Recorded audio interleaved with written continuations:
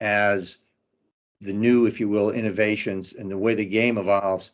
You want your coaches to be able to evolve with that, and that then trickles down, I think, to your players, and that's how the coaches will develop how they were actually taught, because you still do have that mix, like I say, of very much old thinking, right? Break out, put your butt right to the boards, turn, face, make that one first pass, as opposed to maybe dropping a puck, having some support, misdirection, those kinds of things there too. So I think a lot of it has something to do with just what we know and what we're comfortable with. And Tom, to your point, when you were talking about, and I really love it, obviously with my history in agriculture, about Farm Strong, there's a picture, which I got to try to find it and send it to you. It's a picture of Bobby Hull back in the day pitching hay. Now, That right? was a picture I was trying to show very poorly. Right, right. He's so I mean we've all grown up when we were young. We all did the thing with our buddies with the sledgehammer where you tried to hold it by the end and pick up that hammer, right, with your arm extended. Well, you got Bobby Hull picking up an actual bale of hay with a pitchfork and flinging it onto the back of a truck. So that Farm Strong really, I think, counts for something. But again, it's all about evolution. It's all about the evolution. And Greg, like to your point, right? Like you've got a little bit of a mix of that, right? You've got like that Cleveland kid might be somewhat of that Farm Strong kid because they played, but they also had the ability to, you know, to get themselves physically stronger in some fashion. In Connecticut, if you play AAA hockey, you're not playing for your high school. So there is that set pace, and there's always that pushback, which high schools don't like it because they tend to lose their better players to prep schools, because at the prep school level, they're able to concentrate on that kind of thing a little bit more. Or those kids will even go play U18 in hopes of making the junior team down the road. So I think it's all about what we're all comfortable with and what we're able to learn moving forward as players, which then hopefully translates to what we can bring to these kids as a coach as well, if that makes any sense.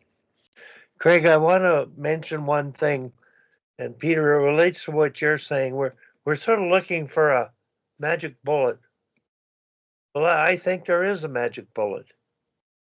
Your three cigarette rule. Low and slow the middle.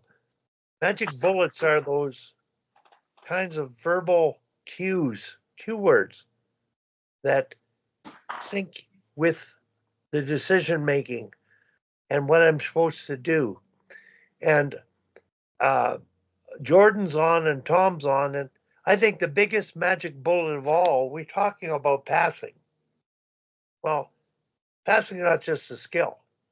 It's the timing and support, the anticipation of all players to support, be available, and the passer to create time and space to get the skates up ice, to get to the third cigarette phase.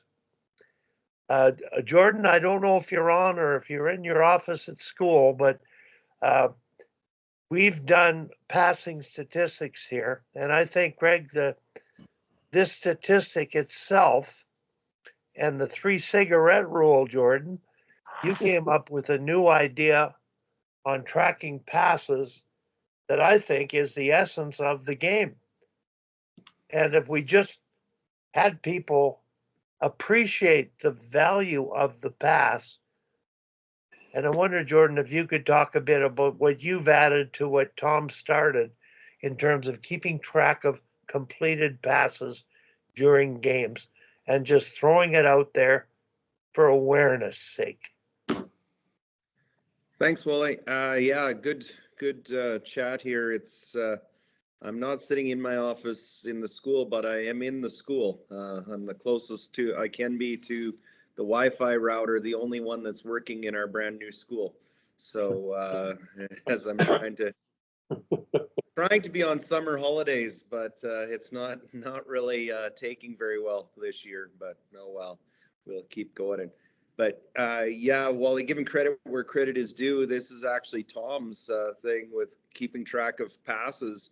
And when you showed that to me, what Tom was doing and how it was really helping the U13s become a far better puck possession, more offensive group, I adopted it last year with U18 players and had a parent in the stands keeping track of passes. But the other piece with it was keeping track of consecutive passes. So if they got to the 3 or 4 or the odd time 5, the parent was keeping track of that number as well.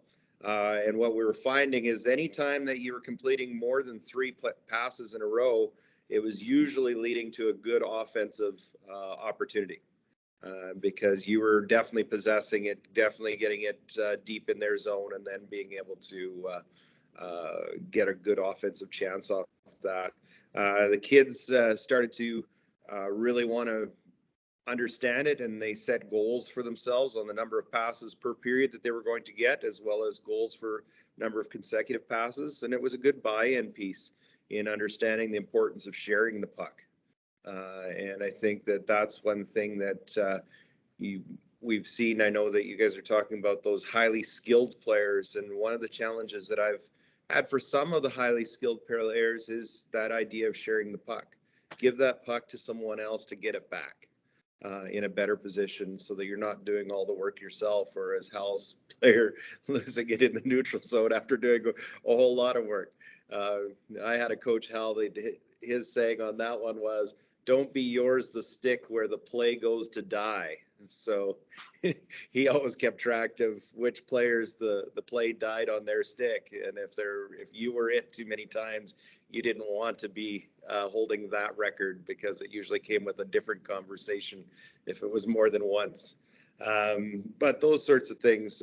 And Wally, when you're talking about magic bullets and some of those things, Peter, I really like what you're saying about people understanding that their own reality. And I think that that's something in being in education, you see that as I'm sitting in a brand new school here that we're opening in the fall, parents wanted to come and tour this. We toured the students earlier on, and the parents wanted to come.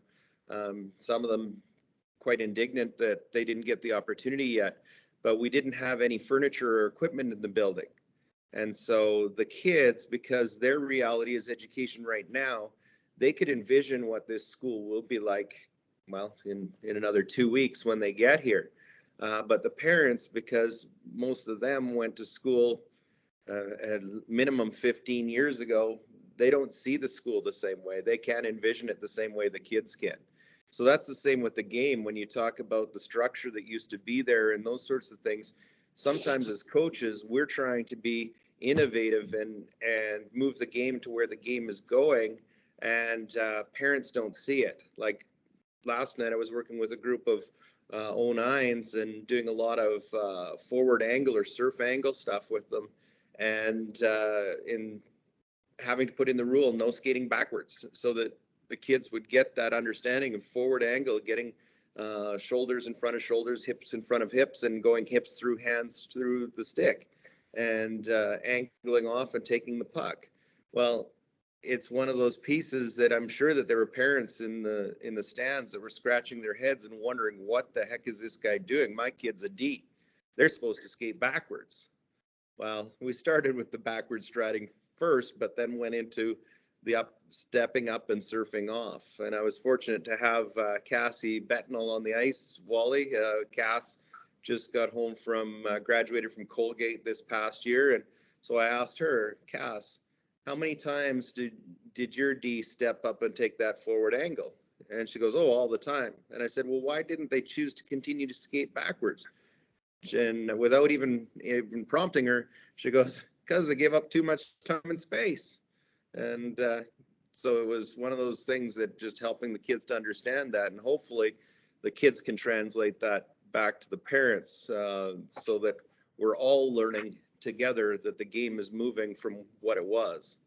And Peter, I grew up farm boy strong too, but fortunately for my life, we went from square bales to round bales, so I didn't have to handle too many of those those square bales, but we had to roll out round bales by hand and in the wintertime with bedding cattle and that sort of stuff.